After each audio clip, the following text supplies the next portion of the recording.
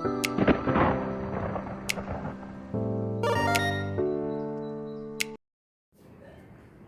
Children, ఈరోజు మనం 10వ తరగతిలో ఉపవాచకంలో రామాయణం గురించి చెప్పుకోబోతున్నాం. మొదటగా మీకు ఈ కాండలు మొత్తం 6 కాండలు ఉంటాయి. 6 కాండల్లో నుంచి మీకు ఇంచుమించు 8 మార్కుల క్వశ్చన్ ఒకటి, 4 మార్క్స్ క్వశ్చన్ పాత్ర స్వభావము, అలాగే 8 మార్కులకి కాండలు ఉంటాయన్నమాట. మొత్తం మీకు 20 మార్కులకి ఉపవాచకం నుంచి వస్తాయి. అందుకని ఖచ్చితంగా మీరు చెప్పేటప్పుడు జాగ్రత్తగా గమనిస్తే ప్రతి కాండలో నుంచి సెంటెన్స్ ఇస్తాడు. ఆ సెంటెన్స్ని బట్టి అది ఏ కాండో మీరు చెప్పగలగాలన్నమాట. అలా చెప్పగలిగితేనే మీకు 8 మార్క్స్ స్కోర్ చేయగలుగుతారు. మీరు పాఠం వినేటప్పుడు శ్రద్ధగా వినకపోయినా, ఆ వాక్యం ఏ కాండలోదో సరిగ్గా రాయకపోయినా మీరు మార్కులు కోల్పోతారమ్మా. అందుకని జాగ్రత్తగా గమనించండి. టెక్స్ట్ బుక్ చదివేయడం కన్నా చదివింది మీరు విన్నారనుకో 1కి 2 సార్లు ఎక్కువ జ్ఞాపకం ఉంటుంది. ఖచ్చితంగా మీరు చెప్పేటప్పుడు జాగ్రత్తగా గమనించండి అమ్మా. కాండలు జాగ్రత్తగా రాసుకోకపోతే మీకు 8 మార్కులు పోతాయి. అందుకని జాగ్రత్తగా విని నా వీడియోలు కనుక మీకు విన్నట్లయితే ఖచ్చితంగా 8కి 8 మార్కులు మీరు స్కోర్ చేయగలుగుతారు. మొదటగా అసలు రామాయణం అంటే ఏమిటి, దాని గురించి ఇప్పుడు మీకు వివరిస్తున్నాను. అసలు ఆ రామాయణం ఎందుకోసం చదవాలి, మనం మానవ జీవితాన్ని ఎలా సంస్కరించగలగాలి, ఎలా జీవించాలి అనే దాని గురించి ఇప్పుడు మనం చెప్పబోతున్నాం. మానవ జీవితాన్ని సంస్కరించగల మహాకావ్యం రామాయణం. అంటే మనం పుట్టినప్పటి నుంచి చనిపోయేంత వరకు మనం ఏ విధంగా ఉండాలి అనేది మనకి మహాకావ్యము రామాయణం చెబుతుందట. అయితే మానవ హృదయాల నుంచి ఎప్పటికీ చెరగని కథ ఇది. మానవ హృదయాల నుంచి అంటే మానవులు మనసుల్లో నుంచి ఎప్పటికీ చెరగని కథట. అయితే అమ్మా నాన్నల అనురాగం, పుత్రుల అభిమానం, అన్నాదమ్ముల అనుబంధం, భార్యాభర్తల సంబంధం, గురుభక్తి, శిష్యానురక్తి, స్నేహఫలం, ధర్మబలం, వినయంతో ఒదగటం, వివేకంతో ఎదగటం, జీవకారుణ్య భావన, ప్రకృతి లాలన, ఇలా జీవిత పార్వశ్యాలెన్నింటినో పట్టి చూపిస్తుంది రామాయణం. అంటే ఏంటట, అమ్మా నాన్నల యొక్క అనురాగం ఏ విధంగా ఉంటుందో రుచి చూపిస్తుందట. అలాగే పుత్రుల అభిమానం, పుత్రులు అంటే కొడుకు అనొచ్చు, కుమారుడు అనొచ్చు, తనయుడు అనొచ్చు. ఇవి పర్యాయ పదాల కింద మీకు వస్తాయమ్మా. అలాగే అభిమానం అంటే తల్లితో తండ్రితో ఎలా ఉండాలి కొడుకులు అనే అభిమానం గురించి తెలియజెప్పటం. అన్నదమ్ముల అనుబంధం, అన్నదమ్ములు ఆస్తుల గురించి వాటి గురించి కొట్టుకోవటం కాకుండా ఒకరికొకరు ఎంతో ప్రేమగా అనురాగంతో ఉండాలని ఈ రామాయణం మనకి చూపిస్తుంది. భార్యాభర్తల సంబంధం, భార్యాభర్తలు అంటే ఒకరికొకరు అనుగుణంగా ఉండాలి, ఒకరి మాట ఒకరు విని సఖ్యంగా స్నేహభావంతో ఉంటే ఆ సంబంధం ఎప్పటికీ కూడా చెరగని ముద్ర కింద ఉంటుంది. గురుభక్తి, గురువులతో భక్తి భావాన్ని కలిగి ఉండాలి. మనం తల్లి తండ్రిని ఎంత భక్తి భావంతో చూస్తామో గురువును కూడా మనం అంతే భావంతో చూడాలని ఈ రామాయణం మనకి తెలియజెప్తోంది. స్నేహ ఫలం, అందరితో స్నేహంగా ఉండాలి. ధర్మబలం, నీతి నిజాయితీతో ఉండాలి. వినయంతో వదగటం, మనం ఏ స్థాయికి వెళ్ళినా మన వినయాన్ని మన సంస్కారాన్ని వదులుకోకూడదు. వినయం లేనప్పుడు మనం ఎంత చదువు చదివినా అది వ్యర్థమే. అలాగే వివేకంతో ఎదగటం, జీవన కారుణ్య భావన, ప్రకృతి లాలన, మన ప్రకృతి అంతా కూడా మనం మంచిగా నీతి నిజాయితీ మీద ఉంటే ప్రకృతి కూడా మనకి అండగా తోడుగా ఉంటుందట. ఇలా వీటన్నింటి గురించి మనకి రామాయణం వివరిస్తోంది. అయితే రామాయణాన్ని చదవడం అంటే జీవితాన్ని చదవడమే. రామాయణం పారాయణ గ్రంథం కాదు, ఆచరణ ప్రధాన గ్రంథం. ఉత్తమ ధర్మాలను ఆచరిస్తే మనిషి మనిషిగా ఎలా ఎదగగలడో నేర్పుతుంది. చిన్న చిన్న పాత్రల ద్వారా సమున్నత సందేశాన్ని అందిస్తుంది. రామో విగ్రహవాన్ ధర్మ సత్యధర్మ పరాక్రమ అన్ని మహితోక్తిని మారీచుని నోటి నుండి మహర్షి పలికించాడు. రాముని వంటి ఆదర్శమూర్తి, రామాయణం వంటి ఆదర్శ కావ్యం నా భూతో నా భవిష్యతి. అంటే మనిషి ఉన్నంతకాలం రామాయణం అనేది ఉంటుంది. ఎప్పుడైతే ఇవన్నీ మనం ఆచరిస్తామో, వీటి గురించి తెలుసుకుంటామో, ఎప్పుడు కూడా మన ముందు తరాల్లో కూడా రామాయణం అనేది ఎప్పటికీ కూడా చెరగని ముద్ర కింద మన మనసుల్లో నాటుకుపోతుందట. అంటే దీనివల్ల ఎవరితో ఎలా ఉండాలి, సఖ్యత భావం, స్నేహభావం, గురుభక్తి ఇవన్నీ కూడా ఉంటే వాటన్నిటితో కూడా మనం వినయంగా ఉండటం నేర్చుకోవాలట. ప్రపంచ సాహిత్యంలోని ఆది కావ్యం రామాయణం. అన్నింటి సాహిత్యాల్లో మొదటిగా ఉన్నది ఆది కావ్యం ఏమిటి, రామాయణంట. వాల్మీకి మహర్షి దీన్ని రచించి ఆది కవిగా కీర్తి పొందారు. ఎవరు పొందారట ఆది కవిగా? వాల్మీకి మహర్షి ఆది కవిగా పేరు పొందారట. రామాయణానికి 3 పేర్లు ఉన్నాయమ్మా. ఆ 3 పేర్లలో మొదటిది పౌలస్తవద, సీతాయశ్చరిత మహత్, అనే 3 పేర్లు దీనికి ఉన్నాయి. అంటే రామాయణం, పౌలస్తవద, సీతాయశ్చరితం, మహత్ అనే 3 పేర్లు కూడా రామాయణాన్ని పిలుస్తారట. అయితే 6 కాండలు 24,000 శ్లోకాలతో సంస్కృత భాషలో సాగిన రచన ఇది. ఈ రామాయణం అనేది 6 కాండాల్లో ఉంటుందట సంస్కృత భాషలో. అలాగే 24,000 శ్లోకాలతో ఉంటుందట. తరువాత కాలంలో ఎన్నో రామాయణాలు వచ్చాయి. మన దేశంలోనే కాదు, ప్రపంచంలోనే పలు దేశాలు ఈ రామాయణ కథ మనకు కనిపిస్తోంది. మన దేశంలోనే కాకుండా ఇతర దేశాల్లో కూడా రామాయణం గురించి ఎంతో గొప్పగా చెప్పుకుంటున్నారట. అయితే వారి వారి ప్రతిభను అనుసరించి వాల్మీకి కథకు జోడింపులు చేసిన కవులు ఉన్నారు. అవే నిజమన్నంతగా ప్రచారం పొందాయి. కొన్ని సంఘటనలు వాల్మీకి రామాయణ కథను సంశ్లిష్టంగా అందించే ప్రయత్నం ఇది. ఈ కథను వాల్మీకి ఏం చేశారట, అందరికీ కథ రూపంలో మనకి అర్థమయ్యే రీతిలో రాశారట. అయితే సమున్నత సమాజాన్ని నిర్మించడమే లక్ష్యంగా ముందు తరాల వారికి స్ఫూర్తి కోసమే ఈ రచన ఇది ఎందుకు చేశారట, ముందు తరాల వాళ్ళకి, ఇప్పుడున్న తరాలకి అసలు ప్రేమాభిమానాలు కానీ, ఎవరితో ఎలా మాట్లాడాలి, పెద్దవారికి ఎటువంటి గౌరవం ఇవ్వాలి, ఇటువంటివన్నీ తెలియకుండా ఉంటున్నాయని ముందు తరాల వాళ్ళకి ఇవన్నీ తెలియచెప్పడం కోసమే పుస్తకంలో ఇవి ముద్రణ చేశారు. ఇప్పుడు ఈ పాఠాల ద్వారా పూర్వకాలం ఉమ్మడి కుటుంబాలు ఉండటం వల్ల పెద్దవాళ్ళు ఇళ్లలో ఉండి ఇంట్లో పిల్లల్ని దగ్గర కూర్చోబెట్టుకుని పూర్వకాలపు కథలు, ఇతిహాసాలు వాటి గురించి వివరించి చెబుతూ ఉండేవారు. కానీ ఇప్పుడు ఉమ్మడి కుటుంబాలు చాలా కనుమరుగైపోతున్నాయి. ఎవరి జీవితాలు వాళ్ళు బిజీ లైఫ్లో గడుపుతున్నారు. పిల్లలు వాటి గురించి ఏమీ తెలియకుండా ఉంటున్నారు. అందుకని ఎవరితో ఎలా ప్రవర్తించాలో తెలియక ఇదవుతుంటే పుస్తకాల ద్వారా, గురువుల ద్వారా పిల్లలకి తెలియజెప్పడం గురించే ఈ పాఠ్యాంశాన్ని టెక్స్ట్ బుక్లో మనకి వివరించి చెప్పారమ్మా. మొదటిగా ఇప్పుడు మనం చెప్పుకునేది బాలకాండ గురించి చెబుతున్నాను. శ్రీమన్నారాయణ్ణి నిరంతరం స్మరించే నారద మహర్షి ఒకనాడు మునిశ్రేష్ఠుడైన వాల్మీకి ఆశ్రమానికి వచ్చాడు. నారదుడు అంటే ఎప్పుడైనా మీరు చూసారా? నారదుడు ఏం చేస్తారట, బ్రహ్మలోకంలోంచి ఎక్కడికి, నారద మహర్షి ఒక మునిశ్రేష్ఠుడైన అంటే ఒక మునీశ్వరుడైన వాల్మీకి ఆశ్రమానికి వచ్చారట. నారదుడు తపస్వి, వాక్చాతుర్యంలో శ్రేష్ఠుడు. వాల్మీకి జిజ్ఞాసతో నారదులు వాణ్ణి అడిగారట, ఓ మహర్షి, అన్ని మంచి గుణాలు కలవాడు, ఎలాంటి ఆపదలు చుట్టుముట్టినా తొనకనివాడు, ధర్మం తెలిసినవాడు, ఆశ్రయించిన వారిని ఆదుకునేవాడు, మాట తప్పనివాడు, సకల ప్రాణులకి మేలు చేసేవాడు, వీరుడు, ధీరుడు, అసూయ లేనివాడు, అందమున్నవాడు, ఇలాంటి శుభలక్షణాలు కలవాడు ఎవరైనా ఈ లోకంలో ఉన్నారా అని అడిగారట. ఏమంటున్నారట నారద మహర్షి వాల్మీకి ఆశ్రమానికి వచ్చి వాల్మీకి దగ్గర, ఓ మహర్షి, ఇన్ని మంచి గుణాలు కలవాడు ఎవరైనా ఉన్నారా ఈ లోకంలో? అంటే ఏంటి, ఆపదలో ఆదుకునేవాడు, ఎటువంటి ఆపదలు వచ్చినా తొనకనివాడు. ఇప్పుడు పరిస్థితులను బట్టి చాలామంది ఏదైనా చిన్న ఆపద రాగానే ఆత్మహత్యలు చేసుకోవటం ఇటువంటివన్నీ ఎక్కువైపోయి, అంటే ధైర్యాన్ని కోల్పోతున్నారు. ఎప్పుడైనా సరే మనం సంకల్పంతో ఉండాలి. మన సంకల్పమే మనం విజయాన్ని జయిస్తుంది. ఎప్పుడు దృఢ సంకల్పం అంటే గట్టిగా ఏదైనా మనం ఒక పనిని సాధించుకునేటప్పుడు దృఢ నిశ్చయంతో మనం ఉన్నట్లయితే, ధైర్యాన్ని కోల్పోకుండా ఉన్నట్లయితే ఏ పనినైనా మనం సాధించగలుగుతాం. అన్ని లక్షణాలు ఉన్నటువంటి వీరుడు, ధీరుడు ఎవరైనా ఉన్నారా ఈ లోకంలో అని అడుగుతున్నారట. అసూయ లేనివాడు అంటే ఎవరైనా సరే ఏమైనా డబ్బులు సంపాదించుకుంటున్నా లేదా మంచి ఉద్యోగంలో పేరు తెచ్చుకుంటున్నా భరించలేని వాళ్ళు కొంతమంది ఉంటూ ఉంటారు. అటువంటిది ఎప్పుడైనా సరే ఏ మనిషికైనా స్వార్థం అనేది ఉండకూడదు. ఆ స్వార్థం అనేది మనిషిలో గర్వాన్ని, అహంకారాన్ని తెచ్చిపెడుతుందట. అవి ఎప్పుడైతే మనిషికి వస్తాయో పతనానికి దారి తీస్తాయి. అందుకే ఎప్పుడు కూడా మనిషికి గర్వం, అహంకారం, అసూయ ఇటువంటివి ఏమీ ఉండకూడదు. అటువంటి వారు ఈ లోకంలో ఉన్నారా? అందమున్నవాడు, ఇన్ని గుణాలతో పాటు అందముతో కూడా ఉన్నారు. కొంతమందికి అందం ఉంటే గుణం ఉండదు, గుణం ఉంటే అందం ఉండదు. అలా కాకుండా ఇన్ని లక్షణాలు, వీరుడు, ధీరుడు, అసూయ లేనివాడు, అందమున్నవాడు, అలాగే ఆపదలు చుట్టిన తొనకనివాడు ఎవరైనా ఉన్నారా అని చెబుతున్నాడట. అయితే ఈ శుభలక్షణాలన్నీ కూడా ఈ లోకంలో ఉన్నారా అని ప్రశ్నించాడు. నారదుడు చిరునవ్వుతో సమాధానం ఇచ్చాడట, ఓ మహాముని, ఇన్ని లక్షణాలు ఒకే వ్యక్తిలో కుదురుకోవడం సాధారణంగా జరగదు. అంటే అన్ని లక్షణాలు ఒకే మనిషిలో ఉండవు.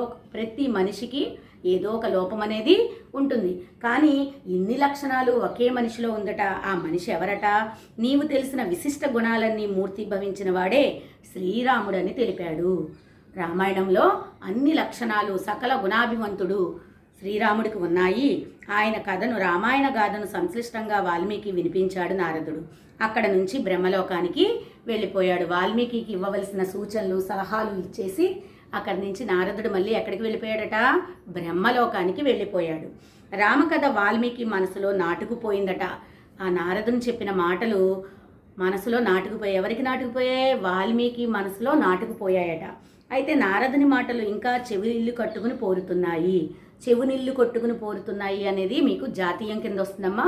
దీనికి 2 మార్కులు ఉంటాయి. అంటే ఏదైనా ఒక విషయాన్ని పదే పదే చెప్పడాన్ని చెవునిల్లు పోరుతున్నాయి అని, చెవునిల్లు కట్టుకుని పోరుతున్నాయి అనే పదం జాతీయం అమ్మా. ఇది 2 మార్కులకు వస్తుంది మీకు. గంగా నది సమీపాన గల తమసా నదికి స్నానం చేయడానికి బయలుదేరాడు. భరద్వాజీ శిష్యుల వెంట నడుస్తున్నారు. తమసా నది మంచివాని మనసు వలె స్వచ్ఛంగా ఉందట. ఆ తమసా నది ఎలా ఉందట?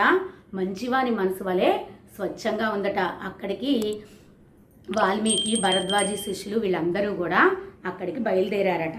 అయితే స్నానానికి నదిలోకి దిగిన వాల్మీకి చుట్టూ ఉన్న ప్రకృతి అందాలు పరవశిస్తున్నాడు.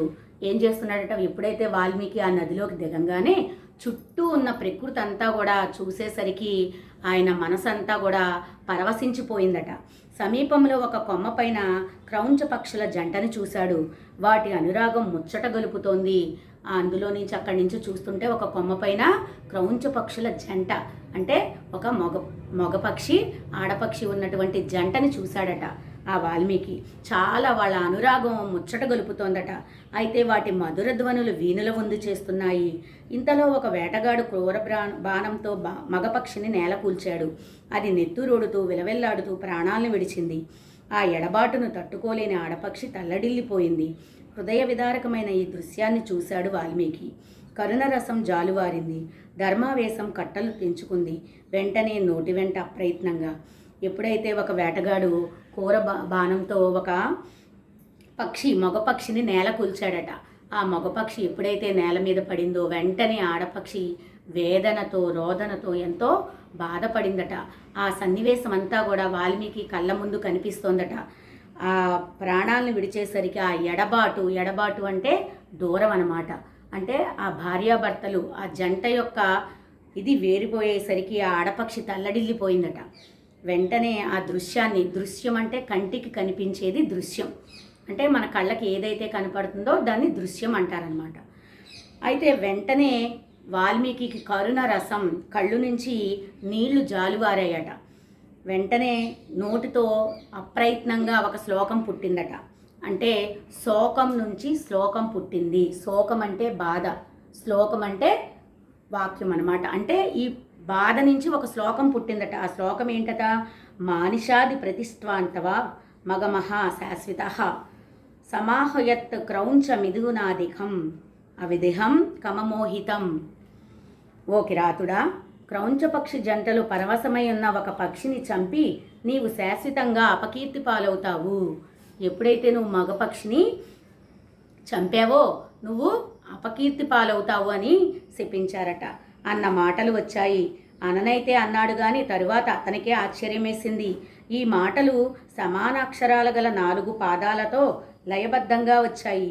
ఇది ఛందోబద్ధమైన శ్లోకమేనని నిర్ధారించుకున్నాడు. ఛందోబద్ధమైన అంటే 4 పదాలు కూడా ఎంతో ఛందోబద్ధంగా వచ్చాయట. శోకం నుంచి శ్లోకం పుట్టింది. శోకానికి శోకము. మీకు ఈ రెండింటికి ఒక అక్షరం తేడా ఉంటుందమ్మా. శోకం నుంచి శ్లోకం పుట్టింది.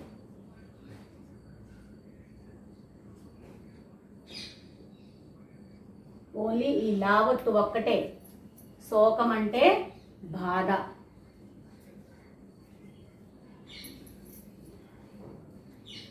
అయితే ఆశ్రమానికి తిరిగి వచ్చారు వారందరూ కూడా. భరద్వాజీ శిష్యులు, వాల్మీకి మొత్తం అందరూ కూడా తిరిగి ఆశ్రమానికి వచ్చారు.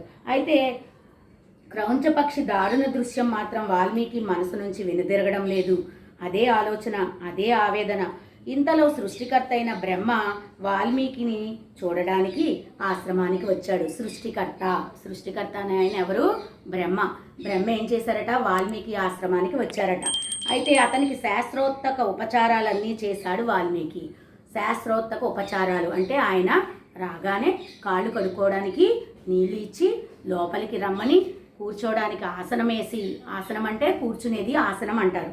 అయితే వాల్మీకిని కూర్చోమన్నారు. చూడండి ఏమని చెప్పారట, శాస్త్రోక్తంగా ఉపచారాలన్నీ చేసి బ్రహ్మ వాల్మీకిని కూర్చోమన్నాడు. బ్రహ్మ ఆసనం కన్నా కొంచెం తక్కువ ఎత్తుగల ఆసనం పైన కూర్చున్నాడు. అంటే బ్రహ్మ వాల్మీకి గురువు కనుక గురువు కన్నా తక్కువ ఆసనం మీద కూర్చున్నాడు. అంటే అక్కడ గురువుకి విలువనిచ్చినట్టు, గురువుకు సమానంగా కూర్చున్న ఆసనం మీద కూర్చోలేదు, గురువు కన్నా తక్కువ ఆసనం వేసుకుని కూర్చున్నారట. అయితే వాల్మీకి ఇది పెద్దల పట్ల ప్రవర్తించవలసిన తీరు. ఇది ఏమని చెప్తున్నారట, పెద్దవాళ్ళ పట్ల మనం ప్రవర్తించవలసిన తీరు. ఇప్పుడు పిల్లలు చూడండి, ఇంట్లో పెద్దవాళ్ళు ఉన్నా సరే మంచాల మీద కుర్చీళ్ళల్లో కాలు మీద కాలు వేసుకుని కూర్చోవటం, పెద్దవాళ్ళు వచ్చినా లేవకపోవటం, గౌరవం ఇవ్వకుండా ఉండటం, ఇటువంటి పనులన్నీ చేస్తున్నారమ్మా. పిల్లలు ఎప్పుడు కూడా పెద్దవాళ్ళని గౌరవించాలి. అలా ఎప్పుడైతే గౌరవిస్తామో మనం ఉన్నత స్థానానికి వెళ్తామన్నమాట. అందుకని ఇక్కడ రెడ్ అక్షరాలతో ఇచ్చారు. అంటే ప్రతి విద్యార్థి కూడా ఇటువంటివి ఖచ్చితంగా ఆచరించాలి. పెద్దల పట్ల ప్రవర్తించవలసిన తీరు. గురువు గారు అక్కడ పెద్దవాళ్ళ కన్నా తక్కువ ఆసనం మీద కూర్చున్నారట. ఎవరు? వాల్మీకి. బ్రహ్మ ఎదురుగా ఉన్న క్రౌంచపక్ష బాధ వాల్మీకిని వదలటం లేదు. మనసులో మానిషాది శ్లోకమే మళ్ళీ ధ్వనించింది. అన్నీ తెలిసిన బ్రహ్మ చిరునవ్వును చిందిస్తూ, ఓ ఋషీశ్వర, నీవు పలికినది శ్లోకమే. ఏమని చెప్తున్నాడట, వాల్మీకి ఆ మనసులో ఆ మానిషాది శ్లోకమే వినిపిస్తోందట. అయితే బ్రహ్మ అన్నాడట, నువ్వు చెప్పింది శ్లోకమే అని చెప్పారట. ఇది నా సంకల్ప ప్రభావమే, ఇదంతా కూడా నా సంకల్పం వల్లే జరిగింది. ఈ ఛందస్సు అనుష్ఠుష్లోని శ్రీరామ చరిత్రను రాయమని ఆదేశించాడు. నారదుడు స్పష్టంగా వివరించని రామకథా రహస్యాలు కూడా నీకు స్ఫూర్తినిస్తాయని అనుగ్రహించాడు. ఈ భూమండలంలోని పర్వతాలు, నదులు ఉన్నంతకాలం రామాయణ కథను జనులు అంటే ప్రజలు కీర్తిస్తూనే ఉంటారని ఆశీర్వదించాడు. బ్రహ్మ ఆదేశానుసారం రామాయణకు రచనకు శ్రీకారం చుట్టాడు వాల్మీకి మహర్షి. ఎప్పుడైతే బ్రహ్మ వచ్చి ఆదేశించాడో వెంటనే కూడా వాల్మీకి మహర్షి రామాయణానికి శ్రీకారం చుట్టారట. అయితే అయోధ్య నగరము, సరియూ నదీ తీరంలో కోసల అనే సుప్రసిద్ధ దేశం ఉంది. అందులోదే అయోధ్య మహానగరం. అయోధ్య అంటే యోధులకు జయించడానికి సఖ్యము కానిది. మనువు దీన్ని నిర్మించాడు. కోసల దేశాన్ని దశరథ మహారాజు పరిపాలిస్తున్నాడట. ఈ అయోధ్య అనేది ఎక్కడుందట, సరియూ నదీ తీరం దగ్గర ఉందట. కోసల అనే సుప్రసిద్ధ దేశం ఉందట. అక్కడ దశరథ మహారాజు పరిపాలిస్తున్నారట. కోసల దేశాన్ని ఎవరు పరిపాలిస్తున్నారు? దశరథ మహారాజు పరిపాలిస్తున్నాడట. అతడు సూర్యవంశము వాడు. ఆయన ఏ వంశం వాడు? దశరథ మహారాజు వారు సూర్యవంశము వాడు. మహావీరుడు. దేవతల పక్షాన రాక్షసులతో ఎన్నో మార్లు యుద్ధం చేశాడు. దేవతల పక్షాన ఉండి రాక్షసులతో యుద్ధం చేశాడట. ఎవరు? దశరథ మహారాజు. అయితే ధర్మపరాయణుడు, ప్రజలను కన్నబిడ్డలా చూసుకునేవాడు. వశిష్ఠ, వామదేవులు అతని యొక్క ప్రధాన పురోహితులు. దశరథ మహారాజు యొక్క ప్రధాన పురోహితులు ఎవరు అంటే వశిష్ఠ, వామదేవులు. అయితే సుమంత్రుడు మొదలుగల 8 మంది మంత్రులు. అతని పాలనలో కోసల దేశం భోగభాగ్యాలతో విలసిల్లింది. ప్రజలు ధర్మవర్తనలై సుఖ సంతోషాలతో ఉన్నారు. యథా రాజా తదా ప్రజా. రాజు ఎలా ఉంటే ప్రజలు అలాగే ఉంటారు. రాజు అక్కడ దశరథ మహారాజు అక్కడంతా ఆ రాజ్యాన్ని అంతా కూడా కన్న బిడ్డల వలె చూస్తున్నాడట. ధర్మవర్తనలై సుఖ సంతోషాలతో వర్ధిల్లుతున్నారట. అయితే 8 మంది మంత్రులు ఉన్నారు. అందులో సుమంత్రుడు ముఖ్యమైన వాడు. ఎన్ని ఉన్నా సంతానం లేదన్న చింత దశరథుని కృంగదీసింది. దశరథ మహారాజుకి సంతానం లేదన్న బాధ ఎంతగానో, చింత అంటే బాధ ఎంతగానో కృంగదీసిందట. అయితే సంతాన ప్రాప్తి కోసం అశ్వమేధ యాగం చెయ్యాలన్న ఆలోచన కలిగింది. ఏ యాగం చెయ్యాలని అనుకున్నారట? అశ్వమేధ యాగం.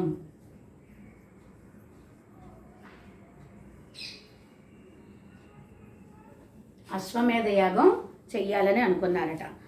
అయితే వెంటనే పురోహితులు గురువులతో సమావేశమయ్యాడు. మనసులోని మాట చెప్పాడు. వారు తదాస్తు అన్నారు. ఎప్పుడైతే పురోహితుల్ని, మంత్రుల్ని వీళ్ళందరినీ కేకేసి ఇలా అశ్వమేధ యాగం చెయ్యాలనుకుంటున్నానంటే వాళ్ళందరూ కూడా అంగీకరించారు. తదాస్తు అని దీవించారు. సరియూ నదికి ఉత్తర తీరంలో యజ్ఞవేదిక సిద్ధమైంది. ఎక్కడ సిద్ధమైందట? సరియూ నది తీరానికి యజ్ఞవేదిక సిద్ధమైందంట. మంత్రి సారథి అయిన సుమంత్రుడు ఈ యాగానికి ఋష్యశృంగ మహర్షిని ఆహ్వానించాడు. ఏ మహర్షిని? ఋష్యశృంగ.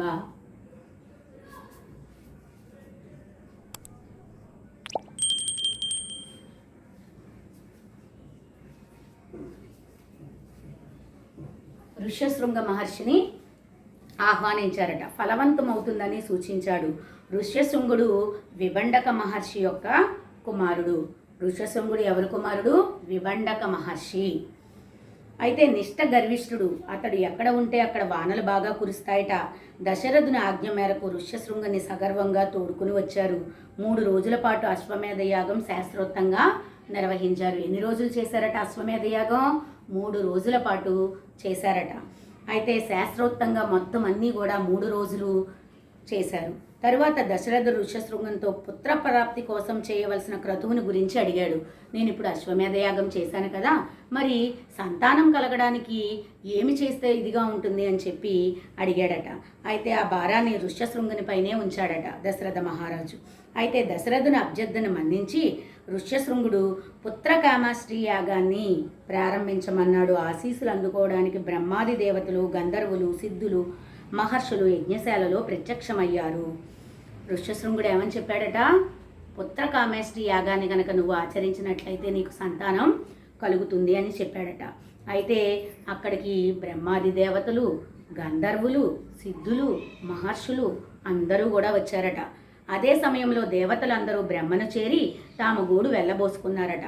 బ్రహ్మ దగ్గరికి వచ్చారట. అక్కడ దేవతలందరూ కూడా వచ్చి రావణాసురుడు బ్రహ్మవరం చేత, వరప్రభావం చేత విర్రవీగుతూ తమను చిత్రహింసలు గురి చేస్తున్నాడని, ముల్లోకాలను బాధించడమే కాకుండా ఇంద్రుని సైతం రాజ్యభ్రస్తుని చేయడానికి పూనుకున్నాడని తెలిపారు. అతని దుండుగులకు అంతే లేదన్నాడు. ఋషులు, యజ్ఞ గంధర్వుల మాట అటుంచి అతని భయంతో సూర్యుడు, సముద్రుడు, వాయువు కూడా తమ సహజ స్థితిని ప్రకటించలేకపోతున్నారని వాపోయారు. అతని పీడ విరగడమే ఆలోచనకు బ్రహ్మనే చెప్పమని వేడుకున్నారు. ఏమన్నారట అక్కడ దేవతలందరూ కూడా? రావణాసురుడు అంటే 10 తలకాయలు ఉన్నటువంటి రావణాసురుట. ఆయన బ్రహ్మ వర ప్రభావం చేత అతనికి చావనేది లేదని చెప్పి, వరప్రభావం వల్ల అతను ఏం చేశాడంటే అహంకారంతో అందరినీ, మునుల్ని, దేవతల్ని అందరినీ కూడా బాధలు పెడుతున్నాడట. అయితే ఆ బాధ నుంచి మమ్మల్ని విమోచన చేయమని చెప్పి అక్కడికి వచ్చి బ్రహ్మని అడిగారట. అయితే అందరూ అంటే ఋషులు, యజ్ఞగంధర్వులు అందరూ కూడా సూర్యుడు, సముద్రుడు, వాయువు అంటే గాలి, సూర్యుడు అంటే మనం ఉదయం లేవంగానే సూర్యభగవాన్ని చూస్తామమ్మా, సముద్రుడు, వీళ్ళందరూ కూడా తమ సహజ స్థితిని కూడా ప్రకటించుకోలేకపోతున్నారట. అందరూ కూడా వాపోయారట. అయితే ఈ పీడ విరగడవడం గురించి ఏం చెయ్యాలి అని బ్రహ్మని చెప్పమని అందరూ కూడా వేడుకున్నారట. అయితే బ్రహ్మాది దేవతలతో రావణుడు గంధర్వ, యక్ష, దేవ, దానవుల చేత మరణం లేకుండా నన్ను వరం కోరాడు. ఎవరు? వీళ్ళందరి చేత, యక్ష, దేవ, దానవుల చేత మరణం అనేది నాకు లేదు అని విర్రవీగుతున్నట్టున్నాడు. అది ఆ వరం నేను ఇచ్చాను. ఆయన తపస్సుకి మెచ్చి నేను ఆ వరం అనేది ఇచ్చాను. మానవుల పట్ల అతనికి చులకన భావం ఉంది. మానవులంటే అతనికి ఒక చులకన భావంట. అంటే మానవులు నన్నేమీ చేయలేరు అని ఒక చులకన భావంతో ఉండేసరికి వాళ్ళ నుండి చావు ఉందని అతను నన్ను వరము అడగలేదు. అందుకే వారి గురించి ప్రస్తావించలేదు. కనుకన మానవుని చేతిలోనే రావణునికి మరణం ఉందని అన్నాడు. బ్రహ్మ ఏమని చెప్పాడట వాళ్ళందరికీ కూడా? మానవుని చేతిలోనే రావణాసురుడికి మరణం ఉంది. ఇంతలో శ్రీ మహావిష్ణువు గదాధారై వచ్చాడు. దేవతలు ఆ దేవదేవుణ్ణి అనేక విధాలుగా స్తుతించారు. వరగర్వం చేత కన్ను మిన్ను గానక ప్రవర్తిస్తున్న రావణుని సంహరించడానికి మానవుడుగా అవతరించమని అభ్యర్థించాడు.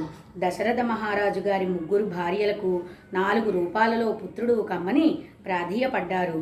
అభయమిచ్చాడు. అశ్రిత వత్సలుడు అందరి పూజలు అందుకుని అంతర్ధానమయ్యాడు. శ్రీ మహావిష్ణువు శంఖచక్ర గదాధారి అవి ఇచ్చేసి ఉన్నారు. దేవతలు దేవదేవుని అనేక విధాలుగా స్తుతించారంట. ఏ విధంగా అయినా సరే మమ్మల్ని ఈ రావణాసుని నుంచి విముక్తి చేయమని అడిగితే వరగర్వం చేత కన్ను మిన్ను అనక అంటే తనకి చావు అనేది లేదని, నేనేం చేసినా నన్ను ఎవ్వరూ చంపలేరన్న గర్వంతో కన్ను మిన్ను ఆనకుండా ముల్లోకాల్ని ఇది చేస్తున్నాడని చెప్పి ప్రవర్తిస్తున్న రావణుని సంహరించడానికి ఈ మహావిష్ణువు దశరథ మహారాజు ముగ్గురు భార్యల్లో ఒకరికి కొడుకుగా జన్మించాలని చెప్పి అందరూ కూడా ప్రాధేయపడ్డారు. అభయం ఇచ్చాడట మహావిష్ణువు. ఆశ్రిత వత్సలుడు అందరూ పూజలు అందుకుని అంతర్ధానమయ్యాడు. ఇవన్నీ ఇచ్చేసేసరికి అంతర్ధానమయ్యాడట శ్రీ మహావిష్ణువు. దశరథుడు పుత్రకామేష్టి యాగం చేసినప్పుడు యజ్ఞకుండము నుంచి గొప్ప తేజస్తో కూడిన ఒక దివ్య పురుషుడు ఆవిర్భవించాడు.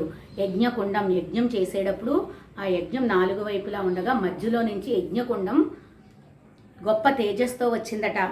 ఒక దివ్య పురుషుడు ఆవిర్భవించాడట. అతని బ్రహ్మ పంపగా వచ్చినవాడు. చేతిలో బంగారు పాత్ర, వెండి మూతతో అందులో దివ్య పాయసం ఉందట. దాన్ని దశరథుడికి అందించాడు. ఈ పాయసం సంపదలనిస్తుంది. ఈ పాయసం ఏమిస్తుందట? సంపదనిస్తుందట. ఎందులో ఉంది? ఇంతకీ బంగారుపు పాత్ర అంటే ఒక గిన్నె అనమాట. అందులో వెండి మూత పెట్టి ఆ పాయసాన్ని ఇచ్చారట దశరథ మహారాజుకి. అయితే ఆ పాయసం తాగటం వల్ల సంపదనిస్తుంది, ఆరోగ్యాన్ని పెంపొందిస్తుంది, అన్నింటినీ మించి సంతానాన్ని ప్రసాదిస్తుంది అన్నాడు. పేదవానికి పెన్నిది దొరికినట్లయింది దశరథునికి ఎప్పుడైతే సంతానం లేదని కృంగిపోతున్నాడో అతనికి విపరీతమైన ఆనందం కలిగిందట. అతని మనసు ఆనంద తాండవం చేసిందట. దివ్య పాయసాన్ని తన భార్యలైన కౌసల్య, సుమిత్ర, కైకేయులకు పంచాడు. దశరథ మహారాజుకి 3 భార్యలు. మొదటి భార్య పేరు కౌసల్య, రెండవ భార్య పేరు సుమిత్ర, మూడవ భార్య పేరు కైకేయి. ఈ 3 భార్యలకి సంతానం లేకపోవడం మూలాన్ని దశరథ మహారాజుకి ఏం చేశాడు? ఆ పాయసాన్ని తీసుకొచ్చి వీళ్ళ 3కి ఇచ్చాడు. సంవత్సర కాలం గడిచింది. చైత్ర శుద్ధ నవమి నాడు కౌసల్యకి శ్రీరాముడు జన్మించాడు. కౌసల్యకి ఎవరు జన్మించాడు? శ్రీరాముడు జన్మించాడు. ఏ రోజున? చైత్ర శుద్ధ నవమి నాడు జన్మించాడట. దశమి నాడు కైకేయికి భరతుడు జన్మించాడు. సుమిత్రకి లక్ష్మణ శత్రుఘ్నులు జన్మించారు. ఈ వార్త వినగానే అయోధ్య అంతా ఆనంద సముద్రం అయ్యింది.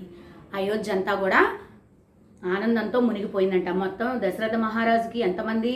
4 సంతానం. కౌసల్యకి శ్రీరాముడు, సుమిత్రకేమో భరతుడు లక్ష్మణుడు శత్రుఘ్నుడు, కైకేయికి భరతుడు జన్మించాడు. రామలక్ష్మణ భరత శత్రుఘ్నులు శుక్లపక్ష చంద్రునిలా పెరుగుతున్నాడు. ఇక్కడ మీకు ఈ సెంటెన్స్ రామలక్ష్మణ భరత శత్రుఘ్నుల శుక్లపక్ష చంద్రునిలా పెరుగుతున్నాడు. అది అండర్లైన్ చేసుకోండి అమ్మా. మీకు అది కాండల్లో ఒక కాండగా ఇస్తాడు. అది 2 మార్కులు అనమాట. వేదశాస్త్రాలను అభ్యసించారు, ధనుర్విద్యలో నైపుణ్యం సంపాదించారు, విజ్ఞాన కనులయ్యారు, సద్గుణాలకు ఆటపట్టులైనారు. ఉత్తమ విద్యార్థులకు ఉండవలసిన లక్షణాలు ఇవి. రాముడు ఎప్పుడూ తల్లిదండ్రుల సేవలో నిమగ్నమయ్యేవాడు. శ్రీరాముడు ఎప్పుడూ కూడా తల్లిదండ్రుల సేవలోనే నిమగ్నం అంటే ఎప్పుడు కూడా వాళ్ళ యొక్క సేవలోనే ఉండేవాడట. వాళ్ళ సేవ తర్వాతే ఏ పనులైనా చేసేవాడట. అయితే చిన్ననాటి నుంచి అన్న సేవే మిన్నగా భావించేవాడు లక్ష్మణుడు శ్రీరాముని యొక్క తమ్ముడట. అయితే అన్న ఏ అడుగుజాడల్లో నడుస్తున్నాడో ఈ తమ్ముడు కూడా లక్ష్మణుడు కూడా అన్న యొక్క అడుగుజాడల్లోనే నడుస్తున్నాడట. ఇతడు రాముడికి బహప్రాణం. భరత శత్రుఘ్నులు అన్యోన్య ప్రేమాభిమానాలు కలవారు. భరత శత్రుఘ్నులు వీళ్ళ 4 శ్రీరాముడు, లక్ష్మణుడు, భరత శత్రుఘ్నులు వీళ్ళు 4 కూడా అన్నదమ్ములు ఎంతో అన్యోన్య ప్రేమాభిమానాల కింద కలిసి ఉండేవారట. కాలచక్రం తిరుగుతున్నది. ఒకనాడు దశరథుడికి తన మంత్రులు, పురోహితులు మొదలైన వారితో సమావేశమయ్యారట. తన కుమారులు వివాహ ప్రస్తావన చేస్తున్నాడు. సరిగ్గా అదే సమయంలో అక్కడికి అడుగు పెట్టాడు మహా తేజస్మాలి అయిన విశ్వామిత్ర మహర్షి. సృష్టికి ప్రతి సృష్టి చేయగల సమర్థుడతడు. ఎవరా మహర్షి పేరు? విశ్వామిత్ర మహర్షి. ఆయనకి విపరీతమైన కోపం. ఆయన దశరథ మహారాజు దగ్గరికి వచ్చారట. అయితే వెంటనే దశరథ మహారాజు ఎదురు వెళ్ళి సాదరంగా స్వాగతించాడు. అతిథి దేవో భవ. అతిథి మనకు దేవుడితో సమానం. మన ఇంటికి ఎవరైనా అతిథులు వచ్చినప్పుడు ఎవరితో సమానమో? అతిథి దేవుడితో సమానం. మనకు చెప్తూ ఉంటారు చూడండి, మాతృదేవో భవ, పితృదేవో భవ, ఆచార్య దేవో భవ, అతిథి దేవో భవ అని చెప్తారు. మొదటి స్థానం తల్లి, తరువాత స్థానం తండ్రిది, 3వ స్థానం గురువుది, తరువాత అతిథి దేవో భవ. ఇంటికి మనకి ఎవరైనా వచ్చినట్లయితే వాళ్ళు అతిథి అంటే దేవుడితో సమానం అని ఇది తెలిసిన దశరథుడు విశ్వామిత్రునికి సముచిత రీతిన మర్యాదలు గావించాడు. వినయపూర్వకంగా చేతులు జోడించి విశ్వామిత్రుని రాకకు కారణాన్ని అడిగాడు. తనపైన కార్యభారం పెడితే నెరవేరుస్తానన్నాడు. దశరథుని వినయానికి మురిసిపోయాడు విశ్వామిత్రుడు. వశిష్ఠుని ఉపదేశాలని పొందినవాడివి, నీవు ఇలాగే ప్రవర్తిస్తావని మెచ్చుకున్నాడు. ఏం చేశాడట, ఎప్పుడైతే విశ్వామిత్రుడు అక్కడికి రాగానే వెంటనే దశరథ మహారాజు ఎదురు వెళ్ళి 2 చేతులు జోడించి వినయపూర్వకంగా నమస్కారం చేసి లోపలికి ఆహ్వానించాడట. ఆహ్వానించేసరికి విశ్వామిత్రుడు మనసులో ఎంతో పొంగిపోతున్నాడట. అంతటి మహారాజు కూడా నాకు ఎదురు వచ్చి స్వాగతం పలికాడు. వీళ్ళు వశిష్ఠ వామదేవులు, అంటే వశిష్ఠ వామదేవులు ఈయన యొక్క దశరథుని మహారాజు యొక్క పురోహితులు. ఆయన దగ్గర ఉన్న అతను కనుక ఈయనకి ఇన్ని వినయంతో కూడిన ఇది ఉన్నది అని చెప్పి అనుకున్నారట. అందుకే నువ్వు ఇలా ప్రవర్తించావని మెచ్చుకున్నాడట. విశ్వామిత్రుడు దశరథంతో తాను వచ్చిన పని తెలుపుతానన్నాడు. దానిని ఆచరించమన్నాడు. ఆడిన మాట తప్పవద్దన్నాడు. ఆడిన మాట అంటే మనం ఎవరికైనా ఏదైనా మాట ఇచ్చినప్పుడు ఆ మాటని నిలబెట్టుకోవాలి, మాట తప్పకూడదు. అలాగే అసలు విషయం చెప్పాడు. ఓ రాజా, నేను ఒక యజ్ఞాన్ని సంకల్పించాను. విశ్వామిత్రుడు ఏమని చెప్పాడట, నేను ఒక యజ్ఞాన్ని సంకల్పించాను, దానికి మారిచా సుబాహులు అనే రాక్షసులు ఆ యజ్ఞానికి విఘ్నాలు కలిగిస్తున్నారు. విఘ్నాలు అంటే ఆటంకాలు. నేను యజ్ఞాన్ని చేసేటప్పుడు మారిచా సుబాహులు అని వారిద్దరూ రాక్షసులు అన్నమాట. వాళ్ళు యజ్ఞాన్ని విఘ్నం చేస్తారు. అందుకని విఘ్నం కలగకుండా వారిని కోపించడానికి శపించడానికి శక్తి ఉన్న యజ్ఞదీక్షలో నేను ఉన్నాను కాబట్టి అది నాకు తగని పని. ఉచిత చితాలు గ్రహించకుండా శక్తిని దుర్వినియోగపరచకూడదు. అందుకు సత్యపరాక్రముడు సూర్యుడు అయిన శ్రీరాముణ్ణి 10 దినాల పాటు నా వెంట పంపు. అతడే ఆ రాక్షసుల్ని చంపగల సమర్థుడు. నా వెంట వచ్చి యాగ సంరక్షణ చేయడం వల్ల శ్రీరాముడికి అనేక శ్రేయస్సులు కలుగుతాయి.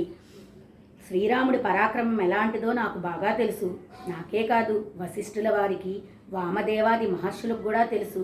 వారంతా అంగీకరించిన తరువాతే రాముణ్ణి నాతో పంపమని అన్నాడు. ఏమని చెప్పాడట విశ్వామిత్రుడు, నేను ఒక యజ్ఞాన్ని చేస్తున్నాను, దానికి మారిచా సుబాహులు విఘ్నాలు కలిగిస్తున్నారు.